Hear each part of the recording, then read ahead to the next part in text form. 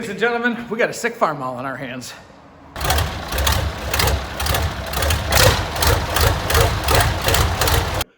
Howdy everybody, welcome back to the show today. I got a sick Farmall M on my hands.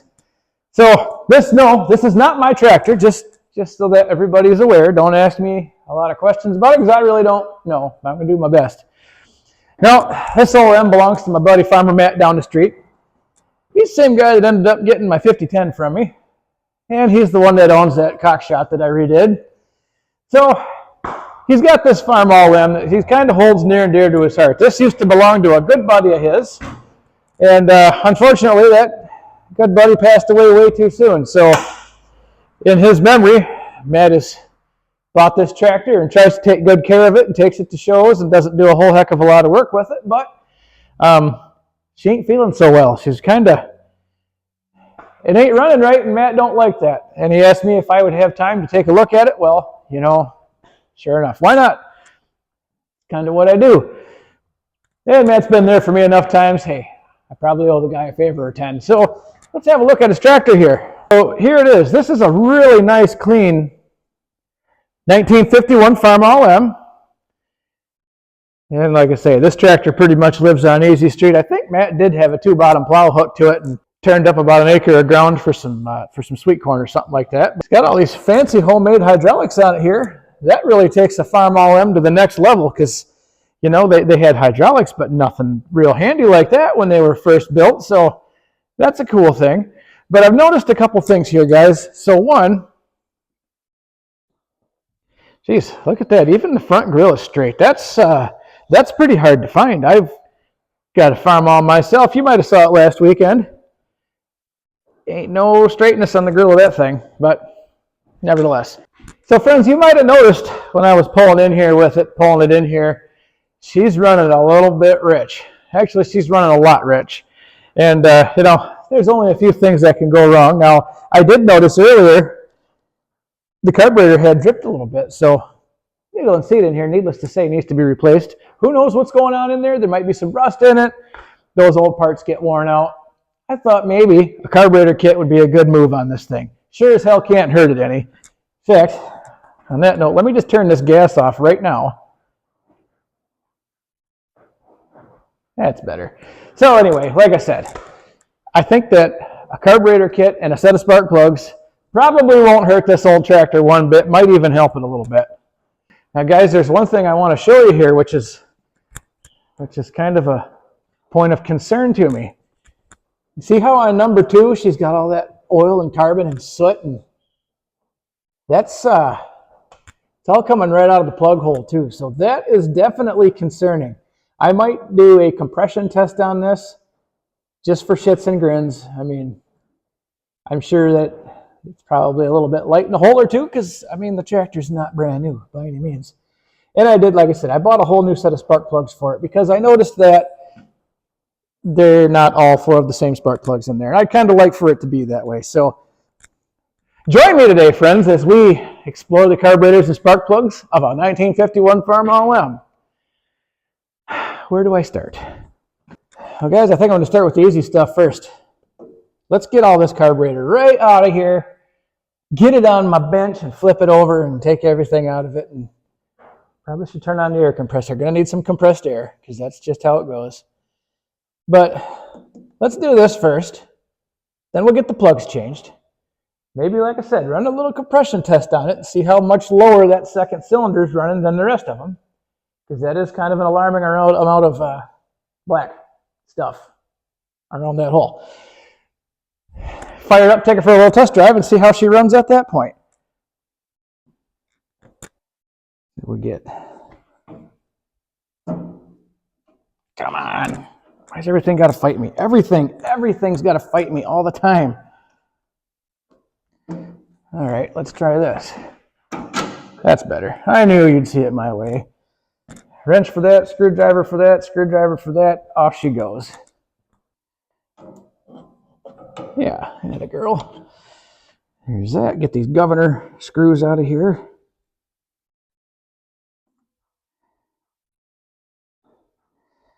I guess I've rebuilt the carburetor or 20 in my day. Never pulled one off of Farmall M. I even owned a Farmall H for quite a few years. Never gave me a lick of trouble. So, I mean, hell, if it ain't broke, I ain't sure don't have to dig into it, right?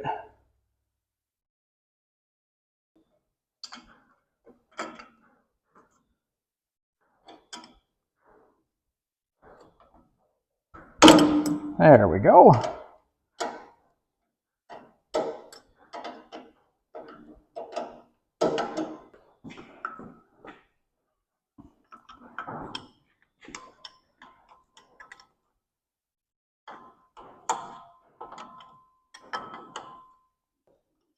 Oh, you sneaky little son of a bitch.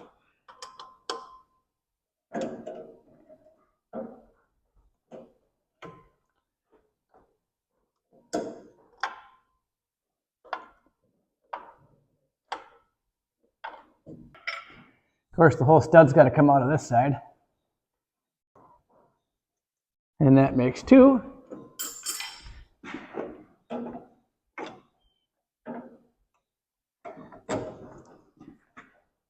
Okay, so that's easy enough. Okay, let's see. I need to make a little bit more room here. Just there. Now I got a place to work. So, found me this trusty, well, we'll see how trusty it is, County Line carburetor kit. So really all I need to do is just take it apart and put all these pieces in that carb. She ought to be just like brand new after that. Let me get digging into this thing. It's always a fun little game to take these carburetors apart because you just never know what's waiting for you inside the float bowl. Sometimes it's a real surprise. Sometimes it ain't no big deal.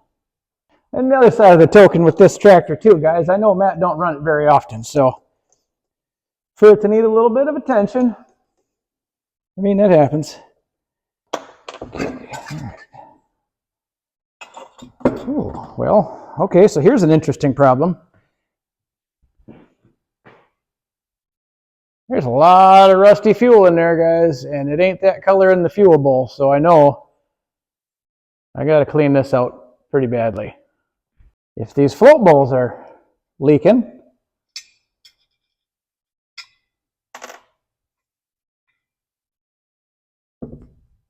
no, float bowls are not full of gas. That's a good sign. This needle and seat, we're going to go ahead and swap that out. I'm pretty sure there's got to be one in the kit. There is. Excellent. I mean, this was only leading me to believe that this was definitely bad too, because it was dripping gas on the ground this morning.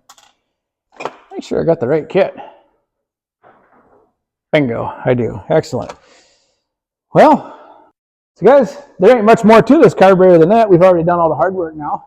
All I got to do is get my air compressor pumped up, get this cleaned out really good, blow some compressed air through every one of these little fittings and these little galleys and what have you.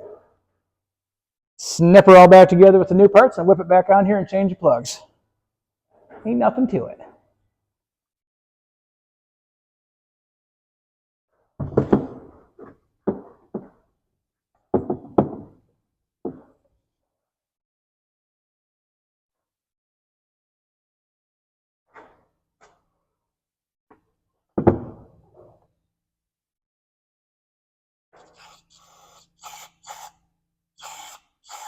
Okay.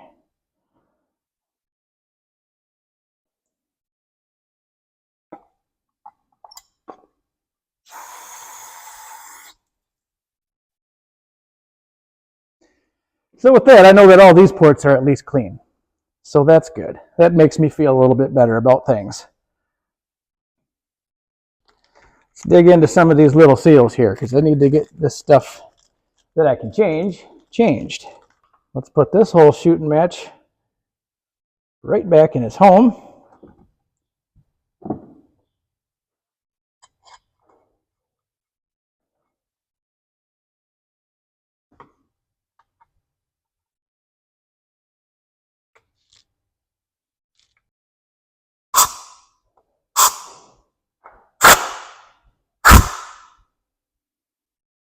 Okay, good enough. That part of this problem is now solved. Now let's solve this part of the problem. Ain't much to it again, except for that ain't gonna, nope, by golly, it is that size. Let's get this needle valve changed out of here.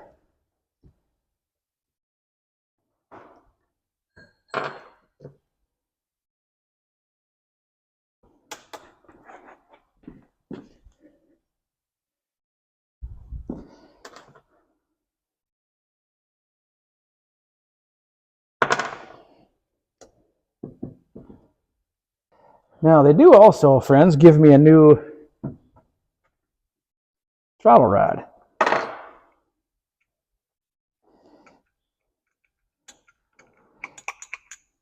What the hell? They gave us one. Let's change it. Ain't nothing to this either. You just got to take the 2 screws out of it.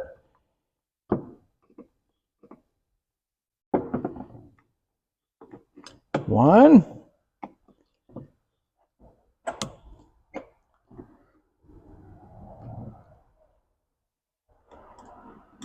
Two. And we'll drop that plate out of there. We'll drop it out this way because it'll come out that way. And we'll just pull this guy right through. Done deal. Put that, right in front of my face.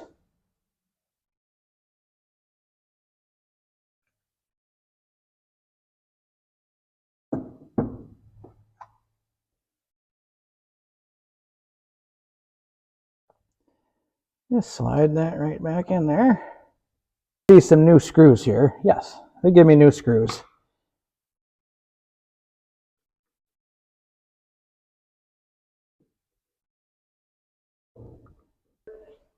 Just hit everything with the air again.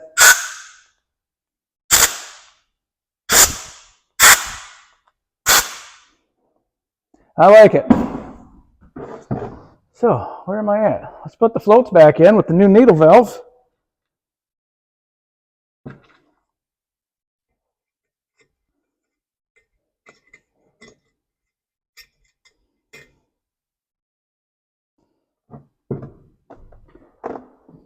Yes. Get the new gasket in place here. Yes. Almost fits too. Real nice. And put this back in place here. Easy does it.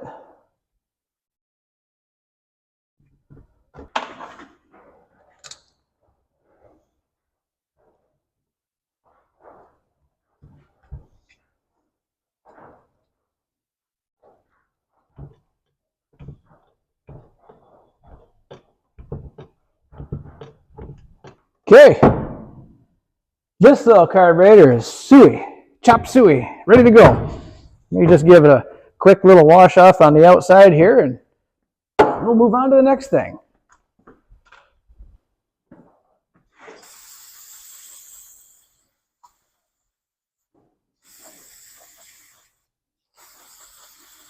Let's go ahead and slap it back on there, I guess, and then I'll get the plugs changed. One problem at a time. Okay, that's better. Gotta make sure that little tit lines up or you'll have no throttle. Or too much throttle. I guess I don't know how that would end up. I'm sure some of you out there have done it wrong, so you can tell me how it goes.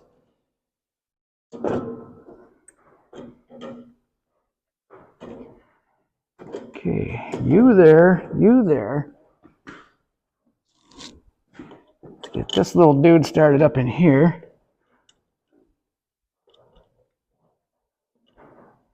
Just want to get this thing on here so it won't fall off when I walk away from it here. Okay, won't fall off. All I ask. Now it's just as easy as tightening everything back up. Where do I begin? Let's get that started.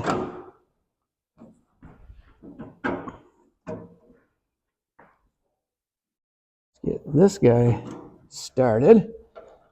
Let's get this guy started. All right, get in there. Yeah. They even give you a little cotter pin. Might as well put that in. Okay. We choking? We're choking. Let's get this snugged up.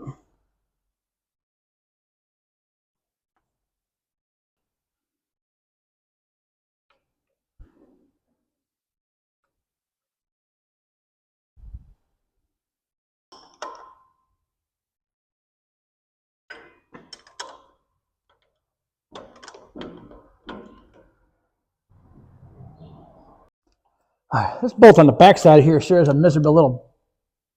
Okay. I'm going to call that good enough. That's good. Did I get that tight? I don't even remember now. Nope. The other thing I checked. Okay. Bingo.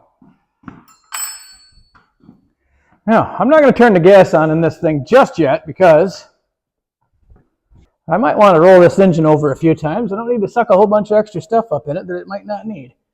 Let's get these plugs changed out.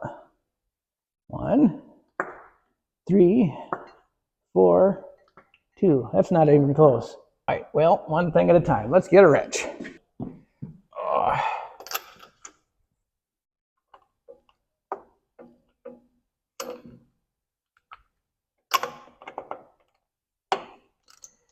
Okay, nice and loose. Yep. Yep. Let's see if we can read these plugs a little bit, friends, and see what this thing will tell us. Carbon black. Too much fuel, probably burning oil.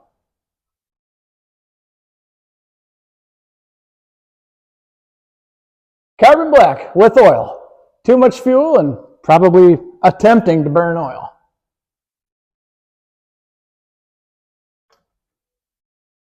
Carbon black.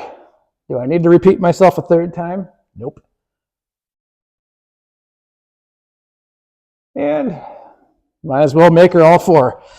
So, these plugs, whoops. So guys, these plugs look really, really bad. This one, however, number 2 here, definitely looking a lot worse. There's a lot more going on in that hole than the other ones. Even though the other ones don't look good, this is worse. So Matt may need to either hook this to a plow and run it for a while, can't hurt any, or maybe we need to look into doing a set of rings and maybe a cylinder head on this tractor. But let's not jump ahead of ourselves. We'll just see how it runs with new plugs in it. All right, let's see if I can get this to thread in this hole here.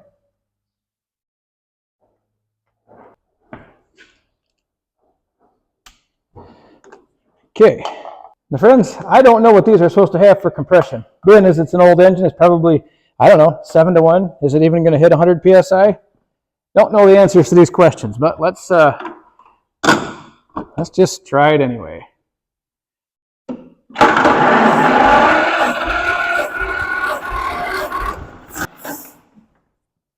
Okay. Oh, there you go. That's 100 PSI, guys. I'll take that, especially on an engine of this age. I don't feel bad about 100 PSI at all. Let's try number 2. This is the one I'm a little more concerned about. Let's see what this one says.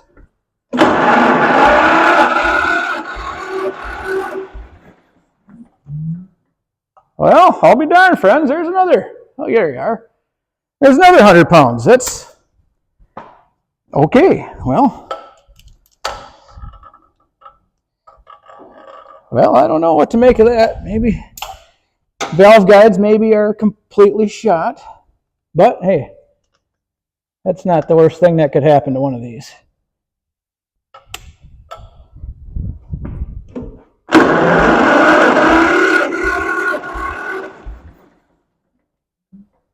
Three for 3 at 100.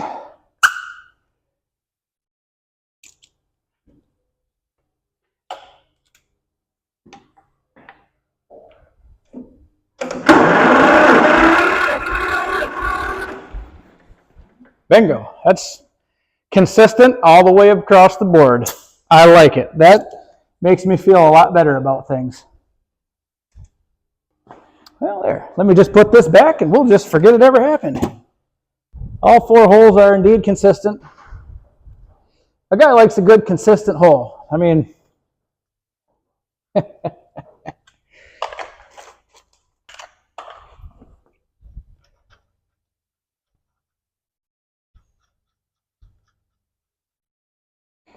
okay.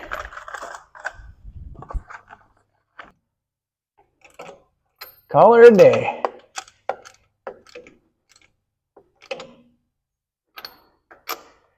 I just know this tractor is going to run like a top now.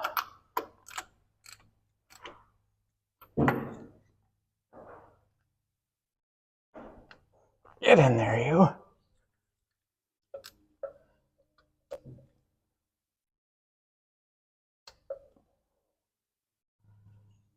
And that one. All right, friends. Let's pour the fuel to her and see what she sounds like. Let's see, what do I need here? I might have to adjust that. Maybe that. Probably not so much that one. Let me get my tools off of here. You turn the gas on and make sure it ain't going to pour fuel all over the place, because that would be a big problem. We'll let that fuel bowl fill up real nice.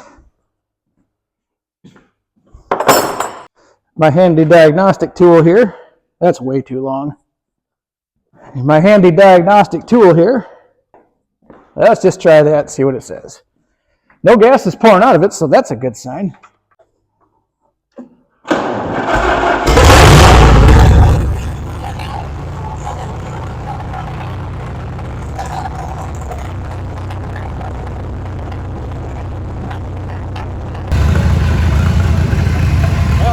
Any better, but let's run it a little bit.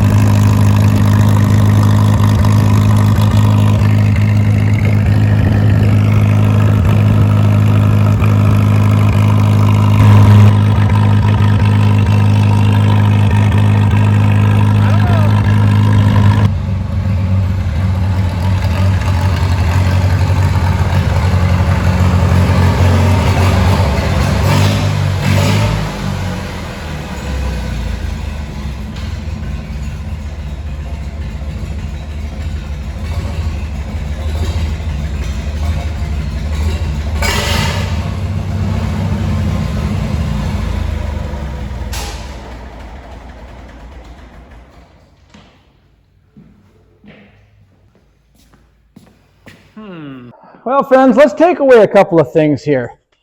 So, does it run any better? Maybe a little, but probably not. I could check the gap on the points. Wouldn't hurt to do that. But I don't think that's going to make any difference either, because I think what's going on here.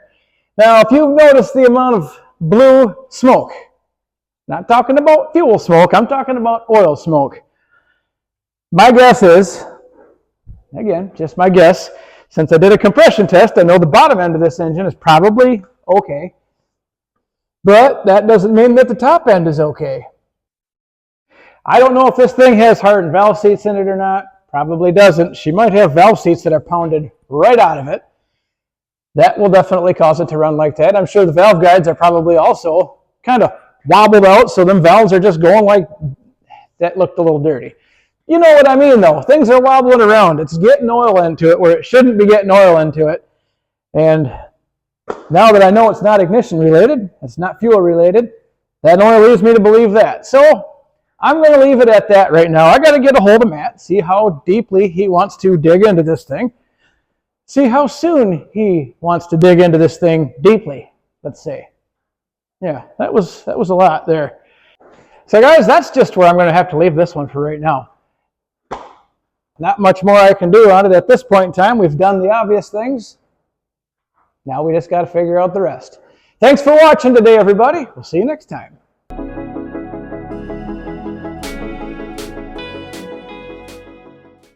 What the? That's it. That's it. Oh my God!